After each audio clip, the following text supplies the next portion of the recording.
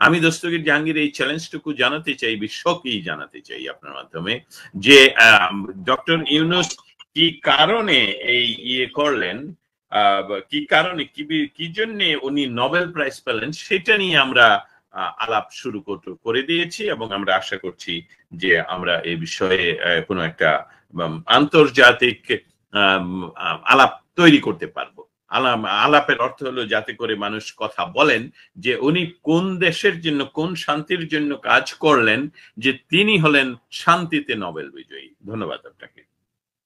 আপনি সাংবাদিকদের বিষয়টা যখন তুলেছেন, আমি একটু আপনাকে নিউ ইয়র্ক প্রেস ক্লাবে আমরা বাংলাদেশি সাংবাদিকদের একটা সমাবেশ আমরা দেখেছি। সেখানে আমাদের একজন সহকর্মী সুলতানা রহমান, তার প্রতি একটা মারমুখী আচরণ আমরা দেখেছি। আবার ওই ক্লাবের সভাপতি মনোয়ারুল ইসলাম, তাকেও বেশ দায়িত্বশীল ভূমিকায় দেখেছি। এই বিষয়টাকে আপনি কিভাবে দেখেন? আমি অবশ্যই এই বিষয়টা নিয়ে নিজেই আমি প্রতিবাদ করেছি। নট অনলি দ্যাট, দ্য ভয়েসের পক্ষ থেকে আমরা প্রেস বিজ্ঞপ্তি দিয়ে প্রতিবাদ জানিয়েছি। বাংলাদেশে যে মব সৃষ্টি করে সংবাদপত্রের স্বাধীনতা, গণমাধ্যমের স্বাধীনতা, তথাপি একজন সংবাদ কর্মীর উপর যে মব করা হচ্ছে, সেটা এটার এক্সটেনশন হলো তাদের যেহেতু কোনো বিচার হচ্ছে না, বাংলাদেশে তারা ধরাকে সরাজ্ঞান করছে, এবং এই ডক্টর ইউনূস একজন অসাংবিধানিক সরকারের প্রধান হিসাবে এখানে অনেকটাই পাইরেটসদের মতন অবস্থায় উনি সকল দলের সকলকে জনগণের টাকায় বিজনেস ক্লাসে নিয়ে এসে এই মবকে উনি এখানেও প্রেস ক্লাবে প্রদর্শন করেছেন। আপনি যে প্রশ্নটা করেছেন, আপনি নামগুলো বলেছেন, এই আপনার সাথে কথা বলার কিছুক্ষণ আগেও সুলতানের সাথে আমার কথা হয়েছে। সে খুবই অসুস্থ হয়ে পড়েছে, এই ট্রাউমার ভিতর দিয়ে সে খুবই অসুস্থ অবস্থায় সে এখন আছে। আর আপনি দেখেছেন যে একজন নারীর প্রতি যে আক্রমণ, যে ভাষার প্রয়োগ, সেটা আমরা সারা জীবনের সংবাদকর্মী হিসেবে আমরা কখনোই দেখিনি। যতই যে কোনো সংবাদকর্মী বলুক যে আমি নিরপেক্ষ, আসলে সে কেউ নিরপেক্ষ নয়। এবং আমাদের সহকর্মী তিনি বলেছেন যে বাংলাদেশে সংবাদ কর্মীদের স্বাধীনতা নেই, জেলে আছে, সবগুলো বলাতে তাকে যে আক্রমণ করা হয়েছে তার তীব্র নিন্দা জানাই। এবং এটা আসলে বাংলাদেশের ললেসনেসের এক্সটেন্ডেড এই আমাদের আমি বলবো নিউ ইয়র্কে ঘটে গেল। এবং এটা আসলে এটার কোনো প্রেসিডেন্স নেই। এরকম হওয়াটা উচিত কি অনুচিত সেই প্রশ্নে না গিয়ে বলবো যে সমাজটাকে ডক্টর ইউনূস এমন ভাবে নষ্ট করলেন যেটা প্রায় পৌঁছে গেছে বলা যায়। না হলে সংবাদকর্মীরা একে অপরের প্রতি এরকম, এবং একজন নারীর প্রতি এরকম আচরণ আমি দেখিনি। অনেক প্রতিযোগিতা দেখেছি, অনেক ক্রিটিসাইজ দেখেছি, হিংসা, প্রতিহিংসা, ঈর্ষা দেখেছি। আমি প্রফেশনাল ঈর্ষাকে খুব স্বাগত জানাই। আমি ফজলুল বাড়ির চেয়ে বেটার হব, এটাই তো আমার কাজ হওয়া উচিত। কিন্তু যে ঘটনাটা ঘটে গেল এটা সত্যি লজ্জাজনক। সবসময় সুলতানা কিন্তু আমি ফলো করছিলাম, সুলতানা ওই প্রসঙ্গটাই আনলেন যে বাংলাদেশে এতজন সাংবাদিকের বিরুদ্ধে হত্যা মামলা, সাংবাদিক হত্যা করতে পারে না, এই কথাটা বলার কারণেই তারপর আক্রমণটা শুরু হয়ে গেল। এই ঘটনার ফলশ্রুতিতেই আমি জাতিসংঘের সামনে ডক্টর ইউনূসের সম্বন্ধে বলেছি যে doctor Yunus is a Pakistani, go back to Pakistan. এটা ছিল আমার অ্যাক্টিভিজম। এবং এই কথাটা বলাতে যদি আমাদের সহকর্মীদের উপর ভবিষ্যতেও আক্রমণ হয়, তাহলে আমি কথা দিতে পারি যে আমাদের সম্মিলিতভাবে পৃথিবীর যে কোনো জায়গা থেকে আমরা এর তীব্র শুধু নিন্দা করেই শেষ করব না, আমরা এর বিরুদ্ধে প্রতিরোধ গড়ে তুলবো। আমরা আমাদের রাইটস জানি এবং আমাদের রাইটসকে প্রতিষ্ঠিত করার উপায়গুলো আমাদের জানা আছে। এবং আমাদের এই সহকর্মীর প্রতি আমাদের সহমর্মিতা রয়ে গেল। আপনি একা নন, আমরা আপনার সাথে আছি। দর্শন জাহাঙ্গীর, আপনার মাধ্যমে আমরা জাতিসংঘ সদর দপ্তরের বাইরের প্রতিবাদটা আমরা সরাসরি দেখেছি। অনেক অংশগ্রহণ ছিল, রাজনৈতিক পক্ষ বিপক্ষ ছিল। এই যে বাইরে যে কথাগুলো বলা হচ্ছে, এই কথাগুলা কোন প্রক্রিয়ায় কি জাতিসংঘের অধিবেশনে পৌঁছেছে আপনি মনে করেন, বা পৌঁছানোর চেষ্টা ছিল? বহু এটা আমার ছিল পুরাতন একটি প্রশ্ন, অনেক দিনের প্রশ্ন, যে এই যে জাতিসংঘের সামনে, হোয়াইট হাউসের সামনে, স্টেট ডিপার্টমেন্টের সামনে, সিএনএন এর সামনে, আহ, আম, সেই জন্য ইয়েটা, আমি যেটা বলছি যে এসবগুলো তে কোনো রিয়েকশন হয় কিনা, অ্যাকশন হয় কিনা।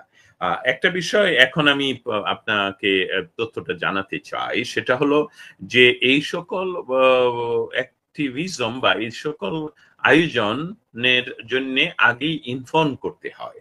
দুই জায়গায় ইনফর্ম করতে হয়। প্রথম জায়গাটা হলো লোকাল পুলিশের কাছে, এবং তারা গোয়েন্দা তথ্য রাখে এবং অনেক গোয়েন্দার উপস্থিতি থাকে।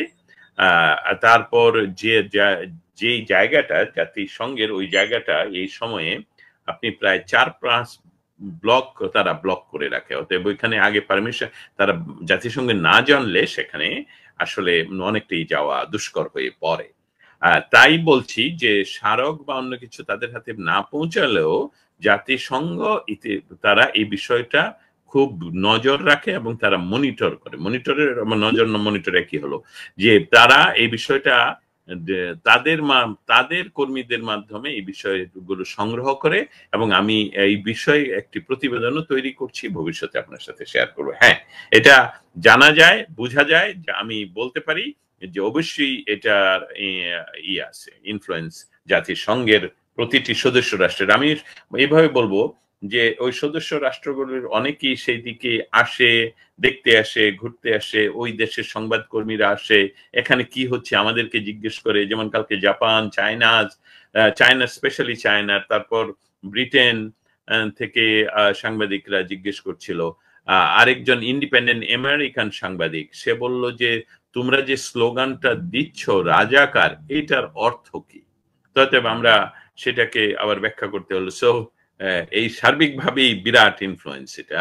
আর আপনাকে আমি জানাতে পারি যে জাতিসংঘের সামনে অনেক প্রতি বছরই এরকম কিছু হয়, বাঙালিরা করেন, কিন্তু এইবারের জনসমাবেশ এটা কিন্তু রাজনৈতিক দলীয় কোনো একক সমাবেশ ছিল না। আপনি যদি বলেন যে এটা আওয়ামী লীগের সমাবেশ ছিল, অবশ্যই আওয়ামী লীগের সমাবেশ ছিল। এটা যদি বলেন ছাত্রলীগের, যুবলীগের, মহিলা লীগের, সবারই ছিল। কিন্তু সেই সাথে আমরা ছিলাম ৭১-এর প্রহরী, আমাদের সাথে ছিল অন্যান্য অনেক কালচারাল সংগঠন, অনেক সামাজিক সংগঠন, আমরা নারী নামক একটা সংগঠন এসেছে। তা এই বিষয়গুলোকে দেখা গেল যে তাদের ভেতরে হলো সেই প্রতিরোধের এটাকে আনন্দের কথার চেয়ে মানুষ হেসে খেলে তাদের সাথে একসাথে আমাদের সাথে তাদের কুশল বিনিময় হয়েছে, কিন্তু প্রত্যেকের মনে ছিল একটি দৃঢ় প্রত্যয় যে আমরা এখানে এসেছি বাংলাদেশকে অবমুক্ত করার। মানে বাংলাদেশ এখন তা একটা একটা কি বলবো, এই যে এই ডক্টর ইউনূস কিন্তু উনি বলেছেন যে কি দৈত্য নাকি পেয়েছেন, তার মানে একটা কৌটার ভিতর উনি ঢুকিয়েছেন বাংলাদেশকে। সো সেখান থেকে মুক্ত করার জন্য মানুষ এইভাবে সমবেত হয়েছে গতকালকে। এমনি আপনি নিয়ে ওয়াশিংটন থেকে এসেছেন, সশরীরে এই আয়োজনটা দেখে, মানুষের সমাবেশ দেখে আপনার কি ভেতরে ইমপ্রেশনটা তৈরি হয়েছে বিষয়টা নিয়ে? চেষ্টা করি কিছু আবেগকে তাড়ানোর জন্য। যে হ্যাঁ, বিষয়টা এত বড়, এত বিশাল, দেশপ্রেমের এত শক্তিশালী প্রদর্শন, এবং সবাই সম্মিলিতভাবে বাংলাদেশের মানুষের উপর যে অত্যাচার হচ্ছে সার্বিক দিক দিয়ে, আমি কোন কোন দিকটা বাদ দিব? অত্যাচার, হত্যা, জেল, জুলুম সমস্ত কিছু নিয়ে তারা যে একা নয়। এই রক্ত যারা দিচ্ছেন, যাদেরকে হত্যা করা হচ্ছে, রেপ করা হচ্ছে, জেলে রাখা হচ্ছে, তারা যে একা নন। এটার একটা দুর্দান্ত প্রদর্শনী। প্রদর্শনীর অর্থ হলো যে আমরা যে এখানে জেগে আছি, সেটার একটি প্রকাশ কালকে আমি দেখলাম। এবং আমি বলবো যে ৭১-এ যখন স্বাধীনতা যুদ্ধে অংশগ্রহণ করতে পারিনি, কারণ শিশু ছিলাম। কিন্তু আজকে তো আমি শিশু নই। অতএব একজন সৈনিক হিসাবে, বাংলাদেশকে মুক্ত করার সৈনিক হিসাবে আমি নিজকে এটার অংশ হিসাবেই মনে করছি, এবং মনে করার জন্যই মনে করা নয় যে কালকে যে মানুষের একতাবদ্ধ শক্তি আমি দেখলাম, তাতে এমন উজ্জীবিত এত এত দেশপ্রেম, যেটা আমাদের যদি কারো ভিতরে এখনো সুপ্ত হয়ে আছে, সেটা বের হয়ে আসছে বলেই আমার ধারণা। এবং অনেককেই কালকে আমিও এভাবে দেখেছি যে বাংলাদেশে তাদের প্রত্যেকের পারিবারিক বিষয়গুলো সহ দেশের সমাজের সমস্ত বিষয়গুলো নিয়ে আমরা সেখানে একে অপরের সাথে আলাপ করেছি, এবং ভবিষ্যতে বাংলাদেশকে এই এই ডক্টর ইউনূসের হাত থেকে মুক্ত না করা পর্যন্ত মনে হয় মানুষগুলো ঘরে ফিরবে না। এটাই না আসলে আমার টেক ওয়েজ গতকাল থেকে। কিন্তু সেই সাথে আরেকটা কথা বলি, অস্ট্রেলিয়া থেকে লোক এসেছে, চায়না থেকে বাঙালি এসেছে, চায়না থেকে এখানে যোগদান করার জন্য। আমাদের যুক্তরাষ্ট্রের অঙ্গ রাষ্ট্রগুলোর প্রায় সকল জায়গা থেকে এসেছে। মিশিগান থেকে বিরাট বড় দল এসেছে, ফ্লোরিডা থেকে বিরাট বড় দল এসেছে, টেক্সাস থেকে এসেছে, ইউ নেম ইট, ক্যালিফোর্নিয়া থেকে এসেছে, তারপরে পার্শ্ববর্তী দেশ কানাডা থেকে এসেছে, মেক্সিকো থেকে এসেছে, ব্রিটেন থেকে এসেছে, জার্মান থেকে এসেছে। এই ছিল সমাবেশ। এই সমাবেশ যে স্বতঃস্ফূর্ত, এবং সেখান থেকে সেটার ভিতরে দাঁড়িয়ে আপনি বুঝতে পারবেন যে আপনি বাংলাদেশকে আসলে ভালোবাসেন, এবং বাংলাদেশে যা কিছু 14 মাসে ঘটে গেল তার একটি বিষয়কেও তারা ছোট করে দেখছেন না। ভবিষ্যতের বিচার হবে এই ধারণাটাই আমার ইয়ে। বিচারের কথা হলো জাস্টিস, যে জাস্টিসটা হবে ন্যায় বিচার, কারোর প্রতি অন্যায় নয়। ধন্যবাদ। অনেক কষ্ট বলো। বাংলাদেশে আওয়ামী লীগের নেতা কর্মীরা মার খাচ্ছে প্রতিদিন, নানাভাবে হয়রানির শিকার হচ্ছেন। নিউ ইয়র্কে প্রতিবাদ করতে এসেও মার খেলেন। ভার্জিনিয়া আওয়ামী লীগের নেতা রাসেল এবং নিউ ইয়র্ক আওয়ামী লীগের নিউ ইয়র্ক ছাত্রলীগের ছেলেটা যে মার খেলো, এই বিষয়টা হৃদয় নিয়ে হাসপাতালে যেতে হলো তাদেরকে। আচ্ছা, এই প্রশ্নটা আপনি না করলেও আমি এটা একটা উপস্থাপনা করতাম। আমি কিছুক্ষণ পরে নিজেও এটা নিয়ে লেখালেখি করব বা ইয়ে করব। বিষয়টা হলো, জিয়াই রাসেল ভার্জিনিয়া আওয়ামী লীগের সভাপতি। আমি ভার্জিনিয়া বাসিন্দা। আমি জিয়াই রাসেলকে ব্যক্তিগতভাবে চিনি। তিনি খুবই সরল প্রকৃতির একটি মানুষ। অনেক ওনার হাতে যে জিনিসগুলো ছিল ডেমনস্ট্রেশনের জন্য, সেসব কলগুলো নিয়ে উনি বাঙালি দেখে একটি ভুল পথে ঢুকে পড়েন, কারণ সেই জায়গাটা ছিল বিএনপির জন্য অ্যালট করা। এখন তাকে সেখানে আপনারা ভিডিওতে দেখেছেন কি নির্মম ভাবে প্রহার করা হয়েছে, যেটা বাংলাদেশে ইউরোপ বিএনপি এই মব তৈরি করছে, সেটা তারা এখানে নিয়ে আসলো। গণমাধ্যমের কথা বলবো না, সামাজিক মাধ্যমে এই ঘটনা ঘটার পর থেকে এখনো পর্যন্ত সকল মানুষেরা তুলনা করছে যে বিএনপির মহাসচিব, যাকে হাতের নাগালে পেয়েও ছাত্রলীগের ছেলেরা এই জেএফকে এয়ারপোর্টে একটি কথাও ওনার বিরুদ্ধে বলেনি, সেখানে সেই বিএনপি যারা বাংলাদেশে মব সৃষ্টি করে মানুষকে হত্যা করছে, ছাত্রলীগ সবাইকে হত্যা করছে, আক্রমণ করছে, নাজেহাল করছে, সেটা তারা জিআই রাসেলের উপর প্রয়োগ করলো। অতএব তুলনামূলক ভাবে যে এটা খুবই তুলনামূলক ভাবে নয়, এটা খুবই ন্যাক্কারজনক একটি কাজ। এটার আমি তীব্র নিন্দা জানাই সাংবাদিক হিসাবে, আমি একজন সমাজকর্মী হিসাবে এটাকে ঘৃণা প্রকাশ করছি, এবং বিএনপিকে অবশ্যই এটা নিয়ে তাদের বিবৃতিও আমি আশা করছি, যে বিএনপি এটার প্রতি বিএনপির কাছ থেকেও আমরা চাই যে এটা নিয়ে তারা বিবৃতি দেখ। স্পেশালি বাংলাদেশ জাতীয়তাবাদী দলের মহাসচিব, তিনি যদি ব্যক্তিগতভাবে পার্টির সেক্রেটারি হিসেবে একটি বিবৃতি দেন, সেটি খুব ভালো হবে। না হলে এই যে প্রেসিডেন্স তৈরি করে যাচ্ছেন, এই প্রেসিডেন্সের খেসারত কিন্তু আপনাদেরকে মনে হয় ভবিষ্যতে তাদের কাছ থেকে আপনাদেরকে পেতে হবে। আর দ্বিতীয় যে কথাটা, যে ছাত্রলীগের হৃদয়কে ঘুষি মারা হবে বা তারা মিলিটেন্ট। আপনি দেখবেন যে ছেলেটা তাকে আক্রমণ করেছে, সে কিন্তু একদম সে ট্রেইন। হৃদয় কিন্তু ট্রেন না, হৃদয় হলো সাধারণ একটি ছেলে। আর যে আক্রমণ করেছিল তার মার দেয়ার ভঙ্গিমা যদি দেখেন আপনি, তারপর তাকে যখন পুলিশ মাটিতে শোয়ানোর পর এত শক্তিশালী পুলিশকে সে ঠেলে তুলে ধরছে, সো এটা হলো ট্রেনিং প্রাপ্ত মিলিটেন্ট। সে আসছেই এখানে তাকে টার্গেট করে একদম একা পেয়ে তাকে আক্রমণ করে। যদি পুলিশ সাথে সাথে তাকে না ধরতে পারতো তাহলে তাকেও হসপিটালে থাকতে হতো। অতএব এই বিচ্ছিন্ন দুটি ঘটনা আবার বিচ্ছিন্ন নয়। মূলত সেখানে ৩,০০০ বাঙালির যে উপস্থিতি বা ৩,৫০০, এই মানুষগুলোর সামনে কিন্তু এই ঘটনাগুলো ঘটেনি। আমরা কিন্তু জানতামও না, আমরা সেখানে ছিলাম যে এই তারা এটা বলবো কাপুরুষতার পরিচয় দিয়েছে। কারণ জে রাসেল কে আক্রমণ করেছে পেছন থেকে, জে রাসেল কে সামনে থেকে আক্রমণ করেনি। এবং জে রাসেল কে আক্রমণ করেছে সে ভুলে তাদের জায়গায় চলে গেছে যেখানে বিএনপির অবস্থান। তো তারা বলতেই পারতো বা অন্য কিছু বলতে পারতো যে আপনি তো ভুল জায়গায়, কিন্তু তাকে ফিজিক্যালি আক্রমণ মানে চরম আক্রমণ। সে এখন হসপিটালাইজড এবং সেই ছেলেটাকে পুলিশ তাকে গ্রেফতার করেছে, সেই মিলিটেন্টকে। এখনো পর্যন্ত আমরা পরবর্তী তথ্যগুলো সংগ্রহ করতে ব্যস্ত আছি। আপনার মাধ্যমে আমি হৃদয়কে আমরা প্রথম পরিচয় আমাদের সাথে, তাকে আমরা এখানে এনেছিলাম, আগামীতেও আনবো। আমরা খুবই ব্যক্তিগতভাবে মর্মাহত হয়েছি ওই ঘটনাটা দেখে। আর দর্শক জাহাঙ্গীর, আপনার তো আলাদা একটা ফ্যান গ্রুপ তৈরি হয়েছে, বিশেষ করে স্টেট ডিপার্টমেন্টে সবাই সব কিছু কিন্তু দস্তগীর জাহাঙ্গীর বলবে এমন একটা অ্যাপ্রোচ আছে সবাই।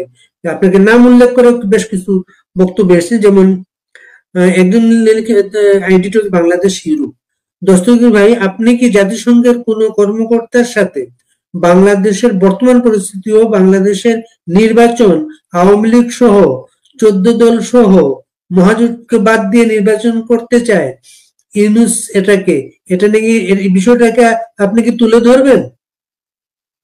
অসংখ্য ধন্যবাদ এই প্রশ্নটি করার জন্য। এই বিষয়টা আমি বলতে চাচ্ছি যে এটা আমার চলমান কর্মসূচি, চলমান কাজ। আমি সবসময় এই কাজটা করে যাই। যখন জাতিসংঘের সাধারণ পরিষদ থাকে, আমি সবাইকে এই গুমরটা অনেকটা ফাঁক করে দিতে চাই যে জাতিসংঘের সাধারণ পরিষদ বলতেই কিন্তু এখানে একটা উৎসব ভাব, মানে তারা একটা পিকনিকে আসে আর কি। লক্ষ্য করে দেখবেন নাম হলো জাতিসংঘ, কিন্তু কোনো জাতি কিন্তু এই সংঘের মেম্বার হতে পারে না, রাষ্ট্র কিন্তু মেম্বার হয়। এবং শব্দটি সংঘ, এবং সংঘের আমি ইংলিশে আমরা ট্রান্সলেট করে বলি ক্লাব।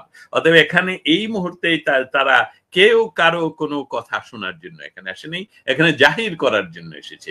যেমন ডক্টর ইউনূস 110 জন মানুষ নিয়ে, তার 2 মেয়ে সহ নিয়ে এখানে, তার মেয়েদেরকে আমি সম্মানের সাথে বলছি যে ওনারা ফটো সেশন করে বেড়াচ্ছেন, ড্রিঙ্ক করে বেড়াচ্ছেন, ক্লাবে যাচ্ছেন, পাবে যাচ্ছেন, এসব করে বেড়াচ্ছেন।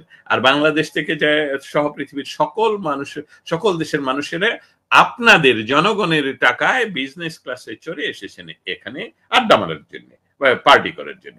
অতএব এই সপ্তাহে এই সকল শোনার কেউ নেই, ব্রিফিং এরও কেউ নেই।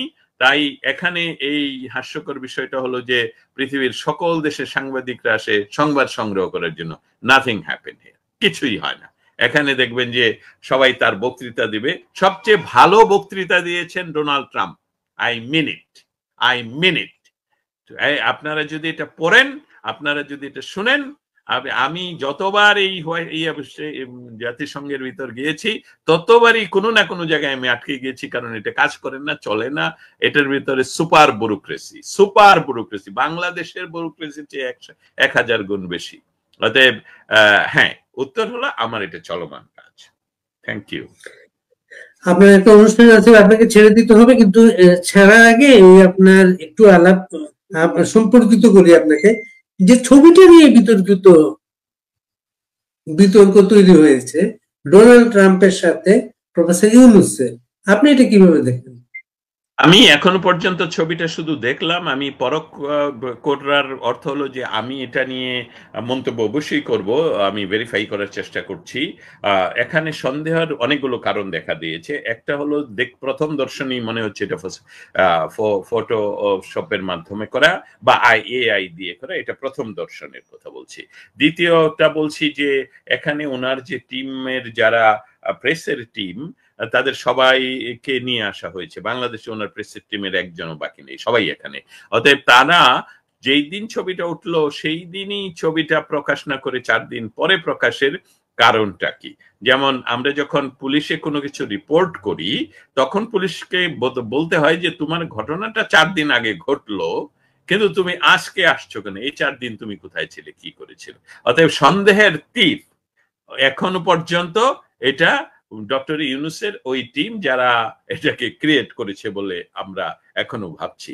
তবে ভেরিফিকেশন আসবে। তারা হয়তো বা আরো অনেক কাজ তারা করেছে এখানে বসে বসে, যেমন এখানে 5 জন গ্রেফতার হয়েছে, এসব করে তারা তারা সবসময় মিথ্যা কথা, কারণ বিষয়টা তারা এখনো মনে করে অ্যানালগে রয়ে গেছে। It's not analog. আমি যে কথাগুলো এখন যে শব্দগুলো বলছি, আপনারা এই সবগুলো শুধু স্ক্রিনশট নিয়ে এআই কে জিজ্ঞেস করলে বললে দেবে দস্তগির is right or wrong. So তাদের এটা বুঝতে হবে যে তারা যে কোনো কাজ করার যে ট্র্যাক আমরা সবাই বের করতে ফেলতে পারবে, সেটা করাটা অনুচিত হবে। যদি তাই হয় যে এটা এআই দিয়ে তৈরি, তাহলে ডক্টর ইউনূসকে আমি আহ্বান করছি, আপনি শুধু এই একটি কারণে পদত্যাগ করতে পারেন, যে আমি আমার টিম যে যেখানে আমি উপস্থিত ছিলাম না, সেই ছবি তৈরি করে প্রকাশ করার জন্য আমি মনে করি কোনোভাবেই আমি ডক্টর ইউনূস আর ডক্টর ইউনূস নই, অতএব আমি সরে গেলাম। ধন্যবাদ আপনাকে। আমরা শেষ করব। আপনি আপনার যে প্রোগ্রামটা আজকে যেটা, ওটা নিয়ে একটু আমাদেরকে যদি জানাতেন, আপনার যে প্রোগ্রামটা কি উদ্দেশ্য এটা?